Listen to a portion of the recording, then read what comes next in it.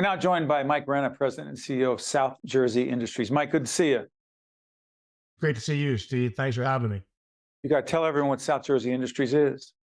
So South Jersey Industries is a energy holding company based out of Folsom, New Jersey, which is down by Hamilton. We own two natural gas utilities in the state of New Jersey, South Jersey Gas Company and then Elizabethtown Gas Company. In addition, we've got a number of non-utility businesses primarily focused on renewable energy development. The connection between South Jersey Industries and the governor's clean energy plan and your interaction with the New Jersey Board of Public Utilities. Please talk about it. Sure. Look, the Energy Master Plan is something that every administration does. It's a blueprint for that administration's view of energy and energy use in New Jersey. Back in 2019, the governor put out the Energy Master Plan for his first term, and that included a rather unprecedented in this state move towards renewable energy and decarbonization. All things that, as a utility and someone who's proud to serve, 700,000 plus homes and businesses in the state, we welcomed. So our job was really to try to figure out how we fit, and really not just fit in terms of the energy future and the energy transition, but what ways our infrastructure can help to accelerate it. And that's really what we've been focused on for the last 4 years, now going on 5 years. And all of that is done in partnership with our regulators at the Board of Public Utilities. Mike, do us a favor, give us one concrete example that moves this conversation from a policy, conceptual conversation around clean energy and decarbonization, if you will, our carbon footprint, to a tangible, practical, relatable example of what needs to be done and how you and your colleagues at South Jersey Industries are involved. Go ahead. So I can give you three, right? And they're all interrelated. So if you look at a natural gas utility, right, our primary assets and focus is really the infrastructure. It's the energy delivery system under the ground that currently brings natural gas to your home or your business. The ways that we can really help to accelerate decarbonization and this energy transition, the first is by modernizing our system, right? The more that we can reduce leaks on the system, the less methane, fugitive methane that gets into the atmosphere, which is a very potent greenhouse gas. We've invested billions of dollars to modernize our system and now have the lowest leak count in our history. I mean, we're in South Jersey Gas Company, we're in like the 20 range in terms of leaks, where, just a few short years ago, that would have been in the hundreds.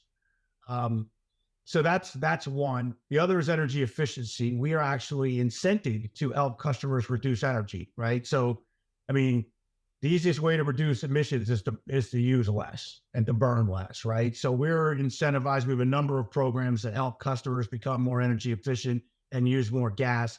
And our profitability has been really de-linked from usage. So that's how we are incented to help customers use less energy.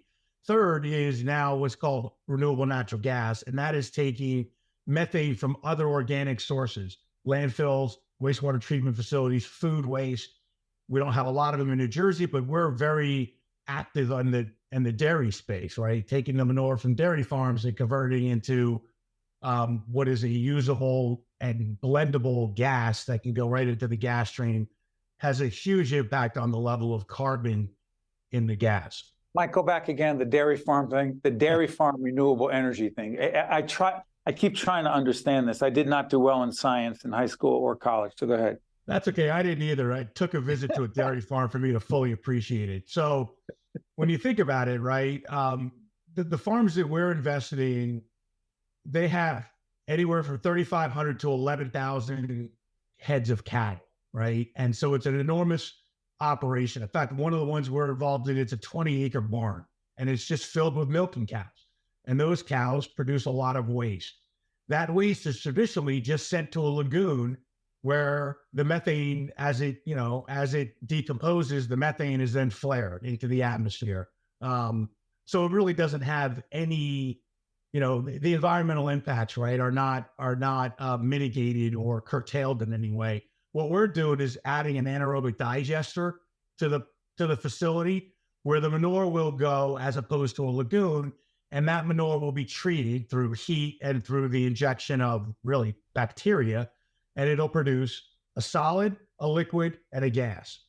The solid becomes their bedding, the liquid becomes fertilizer, and the gas becomes a gas that you can blend into the natural gas pipeline and mix with geological natural gas and bring down the carbon content. First of all, thank you. No one has explained that as well as you just did. Mike, let me ask you this.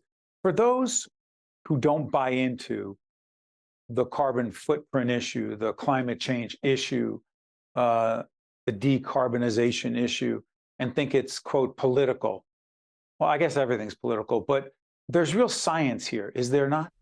There is. Look, that's the thing, right? We have for the last 4 years really kind of repositioned the company. And, while we were a utility, and right now the product that our utility delivers is geological natural gas or conventional natural gas, right? We are ultimately an infrastructure company, and we're agnostic to the molecular content of that fuel. If we can safely blend other organic, gases and or hydrogen into our gas stream safely and bring down that carbon intensity, we're all for it. Because look, this is real science.